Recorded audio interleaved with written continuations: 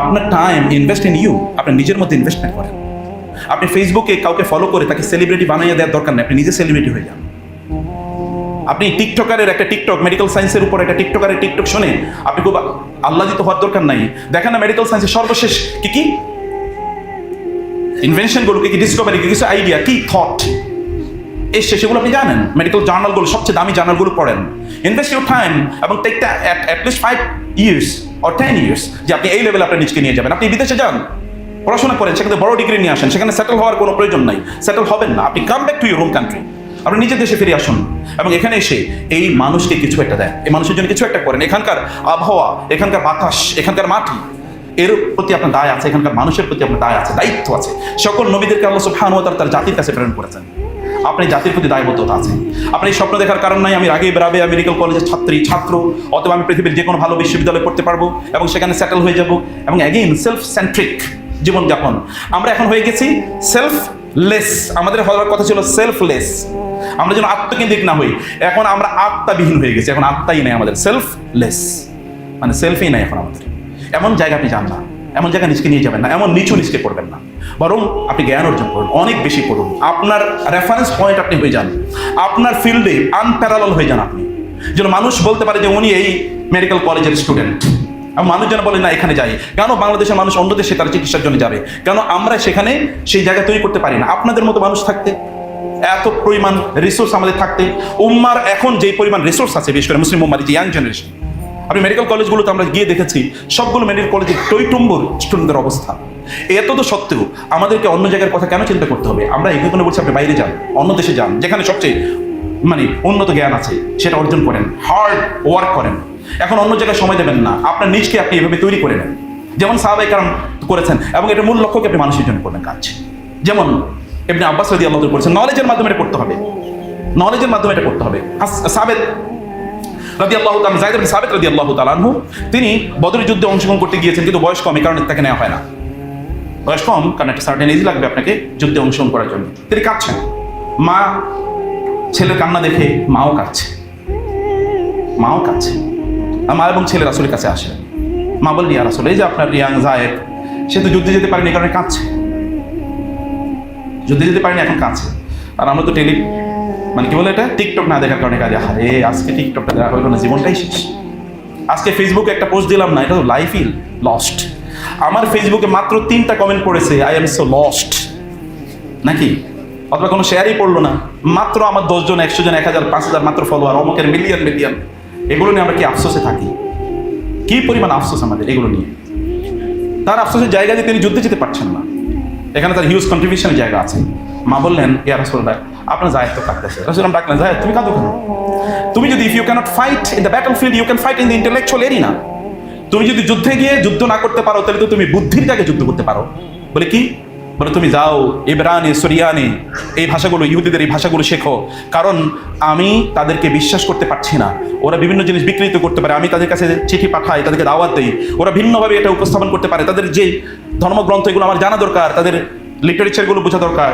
তুমি ওই ভাষাটা শেখো, বলে 1 ঘন্টা আপনি করেন, এবং আপনি দেখেন আগামী 1 বছর পর বাংলাদেশে আপনার প্যারালাল কাউকে পাবেন না আপনি খুঁজে। কনসিস্টেন্সি, সাহাবায়ে কেরামের কোনো কাজ তারা একবার শুরু করেছে তারা কোনোদিন ছাড়েন নাই, কারণ তাদের নবীর কাছ থেকে তারা এটা কোনোদিন শিখেন নাই। পরীক্ষার আগের দিন সারা রাত পড়লেন, এরপরে 1 সপ্তাহ ঘুম, এখন ঘুমের পিরিয়ড, এখন ঘুম ছাড়ার কোনো কাম নাই। তাইলে আপনি অতটুকুই, আপনার ভিশন যখন যত বড় হবে, আপনি তত নিজকে এগিয়ে নিয়ে যাবেন। হ্যাবিট তৈরি করেন, এটা চরিত্র, এটা মানুষ যা রাসূলুল্লাহ বলেছেন, আউইদু আওলাদাকুম আলাল খাইরি ফাইন্নাল খায়রা আদাতুন। তোমরা তোমাদের নিজেদের কিছু উত্তম হ্যাবিট তৈরি করো। হ্যাবিট এটা তুমি কোনোদিন আনঅ্যাভয়েডেবল, ইনএভিটেবল, এটা কোনোদিন আপনি অ্যাভয়েড করছেন না, এটাকে আপনি অবিচ্ছেদ্য বানিয়ে নিয়েছেন আপনার চরিত্রে। এটা করেন। ফর এক্সাম্পল, প্রতিদিন আপনি সকালে মেডিকেল সায়েন্সের উপর আপনি শরিয়া কি বলে এটার উপর আপনি পড়েন। আপনি বলেন আপনি 1 বছর কেবলমাত্র প্রতিদিন 15 মিনিট করে শরিয়া কি বলে মেডিকেল সায়েন্সের উপর আপনি পড়ে দেখেন, বাংলাদেশে কোনো আলেমও আপনার সামনে দাঁড়াতে পারবেন। I challenge you, I promise you, বাংলাদেশের কোনো আলেমও আপনার সামনে দাঁড়াতে পারবেন, কারণ আলেমরা অনেকেই তারা মেডিকেল সায়েন্সের শরিয়া ইস্যুগুলো তারা জানে না। শরিয়া কত হাজারো ইস্যু আছে, যেমন আপনারাই প্রশ্ন করেছেন মেডিকেল সায়েন্সে এই প্র্যাকটিস, অনেকে প্রশ্ন করেছেন যে বোনস এটা বিক্রি হবে কি, বিক্রি হওয়া জায়েজ আছে কিনা, না কি করবে, বোনস কেনা, বোন বেচা, তো এটা বলেন আপনি যান গিয়ে দেখেন, উনি বুঝবেন না বোনস আবার কি, তার তো এই জায়গায় তার পড়াশোনা নাই, অথচ আপনি এর ব্যাপারে এক্সপার্ট হয়ে যেতে পারেন। কারণ আপনি এক্সপার্ট হবেন না, কারণ মেডিকেল সায়েন্সে প্রত্যেকটা সেকেন্ডে আপনাকে শরিয়ার মুখোমুখি হতে হয়, প্রত্যেকটা সেকেন্ডে। আপনি যখন তার জন্য ঔষধ লিখছেন এর মধ্যে অ্যালকোহল আছে কিনা, অথবা এর মধ্যে শুকরের চর্বি আছে কিনা। আপনি জানেন যে শুকরের চর্বি থাকলে অথবা ধরুন আপনার জন্য মেডিকেল বা ফার্মাসিউটিক্যাল কোম্পানিগুলো আপনার জন্য অনেক গিফট নিয়ে আসে, আপনি সেটা গ্রহণ করবেন কিনা? আপনি যখন অনেক গিফট নিয়ে আসে আপনি সেটা গ্রহণ করবেন কিনা? আপনাকে বিভিন্ন ধরনের অফার করে যে আপনাকে ওই জায়গায় ইয়ে করা হবে, মানে আপনাকে ওই কনফারেন্সে দেওয়া হবে, অথবা ধরেন আপনার কোথাও ক্লিনিকে কাজ করছেন, আপনাকে দুপুরের খাবারটা দেওয়া হয়, অথবা আপনাকে সকালে নাস্তাটা দেওয়া, আপনি এটা গ্রহণ করবেন কিনা, জায়েজ আছে কিনা? এটা কি মেডিকেল সায়েন্স, এটা কি শরিয়ার ইস্যু না? আপনি গ্রহণ করলে হারাম হয়ে যেতে পারে, তাহলে আপনি যা খাচ্ছেন সেটা হারাম হচ্ছে, এরকম সম্ভাবনা তো এখানে আছে। আর এই জায়গাগুলো আপনারা যদি না জানেন, যেমন স্পার্ম ব্যাংক, মিল্ক ব্যাংক, তাই না, সারোগেসি, অথবা ধরেন এই যে মানে আর তো ইউথানাসিয়া, মানে এগুলোর ব্যাপারে আপনাকে বলতে হবে, জানতে হবে। তাকে লাইফ সাপোর্ট আপনি কতদিন দিয়ে রাখবেন, এখান থেকে তার কাছ থেকে লাইফ সাপোর্ট কখন নেওয়া যায়, কখন তোলা যায়, অল অফ দিস আর শরিয়া ইস্যু, সেগুলো সাধারণ কোনো ইস্যু না। এটা আপনাকে জানা দরকার। আপনি এই জায়গায় কিছু সময় ইনভেস্ট করেন যেন আপনি মানুষকে শরিয়া ম্যান্ডেটেড একটা জিনিস দিতে পারেন। সাহাবায়ে কেরাম রাদিয়াল্লাহু তাআলা তার শরিয়ার এক্সপার্ট ছিলেন, লোকেরা তাদের কাছে আসতো।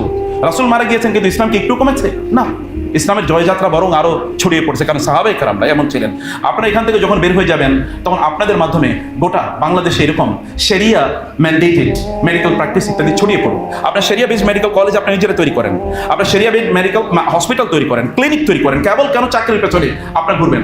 সাহাবায়ে আব্দুর রহমান আউফ রাদিয়াল্লাহু তাআলা মদিনায় গেলেন, যাওয়ার পর একজন সাহাবী তাকে বললেন, আমার ব্যবসার অর্ধেক আপনাকে দিয়ে দিতে চাই। তিনি বলেন, না, আমার তোমার ব্যবসা দরকার নেই, তুমি আমাকে একটু কি করো, বাজারটা দেখিয়ে দাও। খেয়াল করেন বিষয়টা, বাজারটা দেখিয়ে দাও।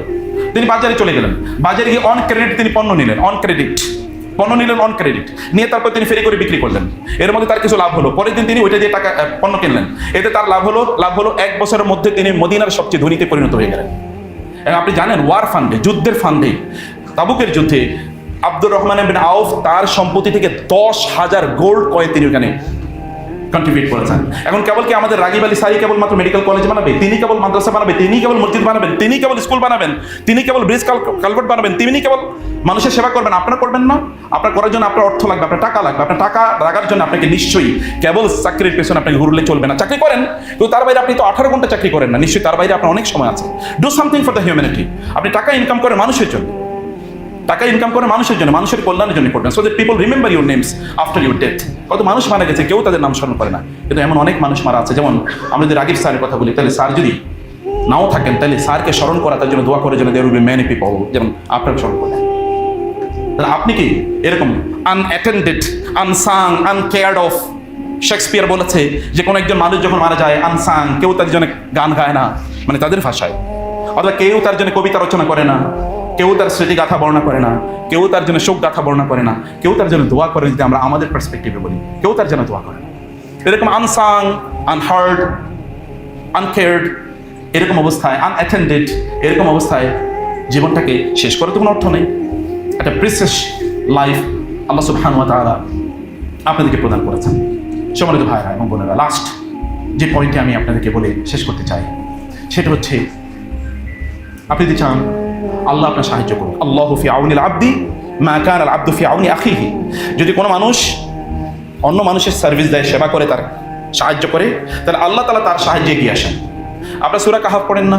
সূরা কাহাফে আপনি দেখবেন মুসা আলাইহিস সালাতু ওয়াস সালাম এবং খিদির আলাইহিস সালাম একটা এলাকায় গেলেন, তারা সারাদিন হেঁটেছেন, ক্ষুধা লেগেছে, খাওয়া দরকার মানুষ।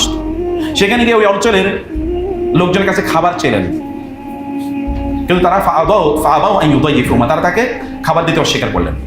এবার খিদির আলাইহিস সালাম বললেন, এই ঘরটা তো ভেঙে পড়ছে, চলো ঘরটা নির্মাণ করে দিই।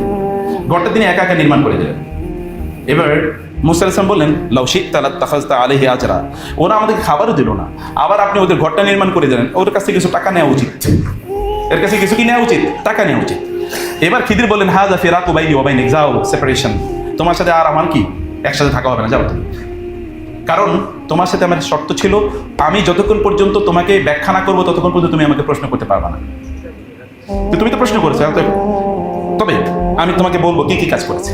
এর মধ্যে একটা হলো যে এই যে শিশুর ঘরটা, মানে ও আম্মাল জিদারু ফাকান লিগুলামাইনি ইয়াতীমাইনি ফিল মাদিনাতি ওয়া কানা আবুহুমা সালিহা ওয়া কানা তাহতাহু কানজুল লাহুমা ওয়া কানা আবুহুমা সালিহা। তাদের পিতামাতা, এই যে দুই শিশুর কথা বলছি, ইয়াতীম, এদের পিতামাতা তারা ভালো মানুষ ছিলেন, তারা সমাজের কল্যাণের কাজ তারা করতেন।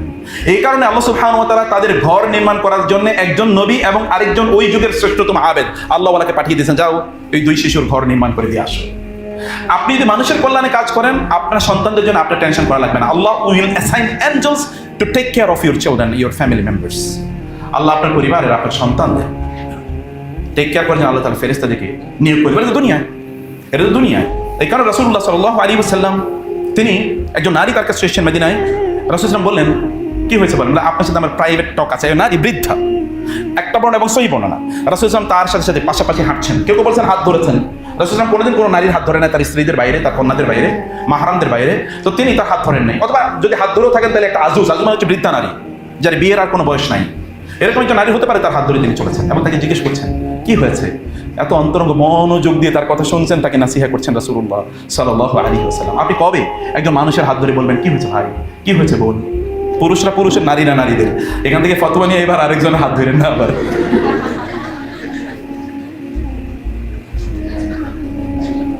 রাসূলুল্লাহ সাল্লাল্লাহু আলাইহি ওয়াসাল্লাম এরকম করেছেন এবং সাহাবায়ে কেরামরা তাই করেছেন। তার কাছ থেকে শিখেছেন সাহাবায়ে কেরাম যে এইভাবে করতে হয়, জিনিসটা এইভাবে করতে হয়। রাসূলুল্লাহ সাল্লাল্লাহু আলাইহি ওয়াসাল্লাম এটা শিখিয়েছেন, এটা জেনেছেন, এটা দেখেছেন এবং এভাবে তিনি কাজটি করেছেন। মারিয়াম আলাইহিস সালামকে কেন, বোনদেরকে বলছি, মারিয়াম আলাইহিস সালামকে কেন আল্লাহ সুবহানাহু ওয়া তাআলা এমন সন্তান দিলেন যে সন্তান জন্ম হওয়ার পরে বলে ইন্নী আব্দুল্লাহি আতানিয়াল কিতাবা ওয়া জাআলানি নাবিয়্যা ওয়া জাআলানি মুবারাকান আইনামা কুনতু ওয়া আওসানি বিস সালাতি ওয়াজ যাকাতি মা দুমতু হাইয়্যা ওয়া বাররাম বিওয়ালিদাতি ওয়া লাম ইয়াজআলনি জাব্বারান শাকিয়্যা ওয়াসসালামু আলাইয়া ইয়াওমা উলিদতু ওয়া ইয়াওমা আমুতু ওয়া ইয়াওমা উবআসু হাইয়্যা। জন্মের পরে ওই যে গিফট অফ দ্য ম্যাজাই, আমি জানি স্যাররা পড়েছেন কিনা গিফট অফ দ্য ম্যাজাই, আমরা ছোটবেলা পড়েছি ইন্টারমিডিয়েটে। গিফট অফ দ্য ম্যাজাই মানে কিছু জ্ঞানী লোকের তাদের গিফট, মানে ঈসা আলাইহিস সালামের জন্মের পরে খ্রিস্টান ধর্মে বলা হয় তারা নাকি তার জন্য গিফট নিয়ে গিয়েছিল। যাই হোক, এগুলো আমরা বিশ্বাস করি বা করি না সেটা একটা ভিন্ন জিনিস। কিন্তু তিনি জন্মের পরে লোকেরা গিয়ে বলেন মারিয়াম, কিয়া মারিয়াম আন্না লাকি হাদা, মানে কোথেকে আসলো এই সন্তান, তুমি কোথেকে পাইলা? মারিয়াম সালাম তখন কি বলে, ফাশারাত ইলাই, বলে আমি কিচ্ছু বলবো না, আজকে আমি রোজা রাখছি। ওই সময় রোজা রাখা মানে কথা না বলা। ওই সময় রোজা রাখা মানে কি, রোজা রাখা মানে কথা না বলা, রোজা রাখা মানে কথা না বলা। আর আমরা তো এখন রোজা রাখা মানে হলো কথা বলা, যেহেতু খাইতে পারতেছি না কমপক্ষে মুখ দিয়ে কথা বলি কমপক্ষে, নাকি? পেটের রোজা, কিন্তু মুখের তো রোজা না, এই কারণে যা মনে চাই তাই বলে যায়। রোজা মানে হচ্ছে তারা মুখের রোজা, কথার পেটের রোজা না, মুখের রোজা, কথা বলতে। মানে আমি রোজা রেখেছি, ইন্নী নাযারতু লির-রাহমানি সাওমান ফালান উকাল্লিমাল ইয়াওমা ইনসিয়া, রোজা রাখছি, কোনো মানুষের সাথে কথা বলবো না। ফাশারাত ইলাইহি ক্বালু কাইফা নুকাল্লিমু মান কানা ফিল মাহদি সাবিয়্যা, এই বাচ্চার সাথে কিভাবে কথা বলবো, মাত্র জন্ম নিয়েছে। তখন তিনি বলেন ক্বালা ইন্নী আব্দুল্লাহ, আমি আল্লাহর বান্দা, আতানিয়াল কিতাব, আল্লাহ আমাকে কিতাব দিয়েছেন মানে ইনজিল, ওয়া জাআলানি নাবিয়্যা, আল্লাহ আমাকে নবী হিসেবে পাঠিয়েছেন, জন্ম থেকেই নবী। বলেন তো এমন কি কাজ করলো মারিয়াম আলাইহিস সালাম যে তার সন্তান জন্ম থেকে নবী? জানেন আপনারা কি কি করেছেন? তিনি মানুষের সার্ভিস দিয়েছেন। ওই যে বাইতুল মুকাদ্দাসে তিনি কি করতেন? খেদমত করতেন, মুসল্লিদের, মানুষের কাজ করতেন, তিনি মানুষের সেবা করতেন। Do something for the people and you will see that what sort of children Allah will gift you, what sort of posterity Allah will gift you. আপনি জানেন, আপনাদের মেডিকেল সায়েন্সে বলে যে এমন হতে পারে যে 14 জেনারেশন পরে আপনার প্রজন্মে এমন কোনো লোক তৈরি হবে যে লোক আপনার গোটা বংশের নাম উজ্জ্বল করে দেবে। যেমন মুহাম্মদুর রাসূলুল্লাহ সাল্লাল্লাহু আলাইহি ওয়াসাল্লাম কবে ইব্রাহিম আলাইহিস সালাম দোয়া করেছেন? 1000 বছর আগে। 1000 বছর পরে মুহাম্মদ সাল্লাল্লাহু আলাইহি ওয়াসাল্লামের জন্ম হয়েছে কার? ইসমাঈল আলাইহিস সালামের বংশে, তার ছেলের বংশে। 1000 বছর পরে জন্ম, কারণ 1000 বছর আগে তিনি দোয়া করে গেছেন আল্লাহর কাছে যে আল্লাহ এরকম আপনি দেন। Do something for the people and you will see the results in your posterity, in your next generations. হতে পারে ইমিডিয়েট অথবা কি অনেক দূরের জেনারেশন, এর মধ্যে আল্লাহ সুবহানাহু ওয়া তাআলা এরকম কিছু একটা প্রভাব তৈরি করে দেবেন। রাসূল সাল্লাল্লাহু আলাইহি ওয়াসাল্লাম বলেছেন, কোন একজন মানুষের হাত ধরে তার কি কি প্রবলেম আছে এটা আমি একটু জানা, তাকে জিজ্ঞেস করা, এটা আমার কাছে আমার এই মসজিদে 2 মাস ইতিকাফ করার চেয়ে উত্তম, মসজিদ নববীতে 2 মাস ইতিকাফ করার চেয়ে উত্তম। কোনো মানুষ যখন আপনার সাথে আছে, আপনার মেডিকেল কলেজ যারা আছেন, মেডিকেল প্র্যাকটিস যারা করেন, তার সাথে একটু হাসি মুখে কথা বলেন, ভাই কি হয়েছে, বোন কি হয়েছে, তাবাসসুমুকা ফি ওয়াজহি আখিকা, সাথে একটু হেসে কথা বলুন। গোমরা মুখে থাকবেন না যে আপনি দেখার পর তার অর্ধেক রোগ, আগে রোগ ছিল 50%, এখন 100% হয়ে গেছে। আর কথা বলার পরে এখন তার রোগ 200% বেড়ে গেছে, কারণ যে পরিস্থিতি, যে ডাক্তার নাকি অন্য কোনো কিছুকে জানে, এরকম না। সুন্দর করে কথা বলুন, আপনি তো সবচেয়ে জ্ঞানী মানুষের অন্তর্ভুক্ত, তাহলে আপনার আচরণ কথাবার্তা এরকম হতে হবে। একটু সাহায্য করেন, আপনি লিখে দেন। আপনার যদি টাকা না থাকে তাহলে আমি এখানে কোনো ফি নেওয়া হয় না, ভিজিট ফি নেওয়া হবে না। মানুষ এই ঔদার্য দেখুক, আসমানের ফেরেশতারা এটা রেকর্ড করুক, আপনার অন্তরে ঔদার্য মানুষ ফেল করুক। আপনি তাকে, কেউ যদি এরকম কোনো অসহায় লোক আছে, তাকে আপনি 500 টাকার ওষুধ কিনে দেন না, ইউ ডু ইট। আপনি কত ইনকাম করবেন আপনি তো জানেন। আপনি আল্লাহ তাআলা আপনার অন্তরের দিকে তাকান, অন্তরের দিক থেকে যদি আপনি রিচ হন, তাহলে আল্লাহ তাআলা আপনাকে সম্পদ দিয়ে ভর্তি করে দেন। দেখেন স্যারের দিকে তাকান, লিভিং এক্সাম্পল, লিভিং লিজেন্ড। তো আপনি যখন মানুষের জন্য করবেন, আল্লাহ তাআলা আপনার জন্য অবারিত উন্মুক্ত করে দেবেন। মানুষের জন্য করবেন না, আল্লাহ তাআলা দেখবেন এই লোক তো কৃপণ, তাকে দেবো না। আপনি কত নেবেন? আপনাকে যত ব্যয় করবেন তত কি আপনার আয়ের রাস্তা তৈরি হয়ে যাবে। মনে রাখবেন, যত ব্যয় করবেন মানুষের জন্য, তত আল্লাহ আপনার আয়ের রাস্তা উন্মুক্ত এবং অবারিত করে দেবেন। ব্যক্তিগতভাবে আমি জীবনে যে বছর একেবারে পুঙ্খানুপুঙ্খানুভাবে জাকাত দিয়েছি, ওই বছর আল্লাহ সুবহানাহু ওয়া তাআলা সম্পদ কোন দিক দিয়ে দিয়েছেন আমি জানি না, আমি ব্যক্তিগত অভিজ্ঞতা বলছি। এবং যেখানেই যে সময় একটু মানে ধরেন জাকাত ক্যালকুলেশন একটু ভুল হয়েছে, সেই সময় দেখেছি ও বহুত ক্যালামিটি তৈরি হয়েছে, বহুত মানে প্রবলেম তৈরি হয়ে গেছে। আল্লাহ জাকাত দেওয়া মুসলমানদের উপর ফরজ করে দিয়েছেন। তার মানে আপনাকে অর্থ ইনকাম করতে মানুষকে সাহায্য করার জন্য। আপনি যদি ফিজিক্যালি না করতে পারেন, ইন্টেলেকচুয়ালি করেন, ইন্টেলেকচুয়ালি না করতে পারলে স্পিরিচুয়ালি করেন। কোনো না কোনোভাবে মানুষের কল্যাণে আপনি নিজকে নিবেদিত করবেন। লাস্ট হাদিসটি বলে শেষ করছি, এরপরে কয়েকটা প্রশ্নের উত্তর দিই। আপনি জানেন কিয়ামতের দিন আল্লাহ তাআলা আমাদেরকে প্রশ্ন করবেন। হাদিসে কুদসি, হে বান্দা, আমি যখন ক্ষুধার্ত ছিলাম তোমার কাছে গিয়েছি। ছোটবেলা কবিতা পড়েছেন না? যখন আমি ক্ষুধার্ত ছিলাম তোমার কাছে গিয়েছি, তুমি তো আমাকে খাবার দাও নাই। আমি যখন তৃষ্ণার্ত ছিলাম, আমি তোমার কাছে গিয়েছি, তুমি তো আমাকে পানি দাও নাই। আমি যখন অসুস্থ ছিলাম, তোমার আপনাদের সাথে যায়, অসুস্থ ছিলাম তোমার কাছে গিয়েছি, তুমি তো আমাকে খাদ্য দেওয়া নাই, মানে চিকিৎসা দেওয়া নাই। তখন বান্দা বলবে, আল্লাহ বলেন কি, আপনি আমার কাছে গেলে তো সব দিয়ে দিতাম, আপনি তো আমার কাছে যান নাই। বলে না, আমি তোমার কাছে গিয়েছি আমার বান্দার রূপে। আমার বান্দা তোমার কাছে গিয়েছে না অসুস্থ, তুমি তো তার সেবা করো নাই, তুমি তার এটা করো নাই, তুমি এটা করো নাই। আমরা সকল মেডিকেল কলেজে কথা বলি, কোনো একজন ব্যক্তি যদি কোনো একজন রোগীকে দেখতে যায়, কেবল দেখতে যাচ্ছে, চিকিৎসা তো বহু উন্নত ইস্যু, শুধু দেখতে যায়, তাহলে সন্ধ্যা পর্যন্ত 70,000 ফেরেশতা তার জন্য আল্লাহর কাছে দোয়া করতে থাকে। যদি সন্ধ্যায় দেখতে যায়, তাহলে সকাল পর্যন্ত 70,000 ফেরেশতা তার জন্য দোয়া করতে থাকে। কোন একজন ব্যক্তি যদি কোন একজন রোগীকে দেখতে যায়, তাহলে আল্লাহ তাআলা জান্নাতে তার জন্য একটা প্রাসাদ নির্মাণ করেন। যে প্রাসাদটা এখানে আপনাদের ছাত্রদের ছেলেদের জন্য যেই হোস্টেল আছে, চারদিকে কি বাগান, এরকম বাগানময় প্রাসাদ, বাগানময় প্যারাডাইস। প্যারাডাইস মানে কি? যেখানে গার্ডেন্স, রিভার্স ফ্লো বিনিথ দি গার্ডেন্স, এরকম কুলকুল করে পানি বয়ে, এরকম আল্লাহ তাআলা তৈরি করে দেবেন আপনাকে, আপনার জন্য তৈরি করে। আপনি এরকম এলিট ক্লাসের মানুষ হয়ে যান। আর যদি আপনি তার জন্য ট্রিটমেন্ট প্রদান করে, তাহলে কেমন হতে পারে? তাহলে সেটা কেমন হতে পারে? এটাকে এথিক্সের বিষয় আছে। আপনি তাকে আসলে কতটুকু ঔষধ দেওয়া দরকার, আপনি তাকে মেডিকেল টেস্ট কেন দিচ্ছেন, এটা কি তার জন্য নেসেসারি কিনা, নাকি আপনার নিজের জন্য নেসেসারি, কার জন্য নেসেসারি, এটাই দেখা দরকার। এগুলো অনেক এথিক্স আছে, এই এথিক্সগুলো আপনারা ভালো করে জানেন। আল্লাহ সুবহানাহু ওয়া তাআলা যেন আমরা সত্যিকার অর্থে এটা বুঝতে পারি, সেই তৌফিক আল্লাহ সুবহানাহু ওয়া তাআলা আমাদেরকে দান করুন। আমি কয়েকটা প্রশ্ন উত্তর দিয়ে নিই নাকি? আরেকটা প্রোগ্রাম আছে, এটার পরে আর কি, যত শর্টকাট। ওকে, ঠিক আছে। আচ্ছা, আমরা সরকারি কয়েকটা প্রশ্ন উত্তর দিয়ে রাখি।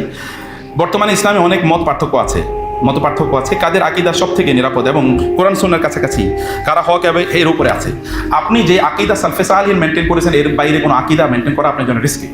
সালফে সালিহিন যে আকীদা মেনটেন করতেন, অতএব সালফে সালিহিন আকীদাটা পড়েন, ইমাম তাহাবির বই পড়েন, অথবা আমাদের প্রফেসর ডক্টর আব্দুল্লাহ জাহাঙ্গীর রাহিমাহুল্লাহ তিনি যে বইটি লিখেছেন ইসলামে আকীদা, অথবা ধরেন ইমাম আবু হানিফা রাহিমাহুল্লাহর বই আল ফিকুল আকবার, এগুলো পড়ে তাহলে আপনি বুঝতে পারবেন সবচেয়ে নিরাপদ আকীদা। আদারওয়াইজ অন্য জায়গায় আপনি গোলমালের মধ্যে পড়ে যাবেন। ইহুদিদের দ্বারা মুসলিমদের অর্থ ব্যবস্থা একদম ধ্বংস হয়ে গেছে। এই অবস্থা থেকে উত্তরণের জন্য একজন মুসলিম হিসেবে আমাদের করণীয় কি? কথা তো ঠিক, ইহুদিরা তারা আগ থেকেও তারা এই অর্থ ব্যবস্থাকে তারা নিয়ন্ত্রণের জন্য চিন্তা করেছে। এখন আপনি বলেন, আপনার যে মেডিকেল কলেজের বইগুলো পড়েন, এই বই কয়টা মুসলমানরা লিখেছেন? এখানে কি অমুসলিম কোনো ভাই বোন আছেন কেউ? আচ্ছা আছেন। আমি উইথ ডিউ রেসপেক্ট, কেমন মুসলমানরা প্রিডমিনেন্ট, তো আমি একটু বলছি, কয়জন মুসলমানরা লিখেছে বলেন? কয়জন? একটা পড়ছেন আপনারা? হ্যাঁ, মুসলিমদের লেখা কয়টা বই আছে মেডিকেল সায়েন্সে আপনাদের টেক্সট বুক আকারে? হ্যাঁ, একটা বা দুইটা? হ্যাঁ, আছে একটাও? আচ্ছা, এক দুইটা থাকতে পারে। আপনি কিভাবে মনে করছেন যে আপনি এই জায়গায় রাজত্ব করবেন? আপনি তো নিজেই কোনো টেক্সট বুক আজ পর্যন্ত লিখতে পারলেন না, আপনি তো আজ পর্যন্ত লিখতেই পারলেন না। আপনি বলেন পৃথিবীর একটা ব্র্যান্ডের নাম বলেন, যে ব্র্যান্ডটা মুসলমানদের তৈরি, পৃথিবীকে মানে পৃথিবীর সব মানুষ জানে, একটা ব্র্যান্ডের নাম বলেন। সেটা যাই হোক না কেন, সেটা মানে যদি অর্থনৈতিক ব্র্যান্ড বলি, অথবা কনজিউমার আইটেম বলি, অথবা কসমেটিক্সের আইটেমের কথা বলি, বলেন একটা মুসলমানরা বানাইছে। আমাকে এক লোক বলছিল আল্লাহ তাআলা আমাদেরকে যে কি নেয়ামত দিয়েছে, আমি বলি কি? বলে ওরা বানায় আর আমরা খাই। আমি বললাম আহা, কি দুর্ভাগ্য। বুঝতে পেরেছেন? আপনাকে পৃথিবীর ব্র্যান্ডগুলো নিয়ন্ত্রণ করেন না, দুই একটা ব্র্যান্ড বানান না, আপনারা করেন সেটা।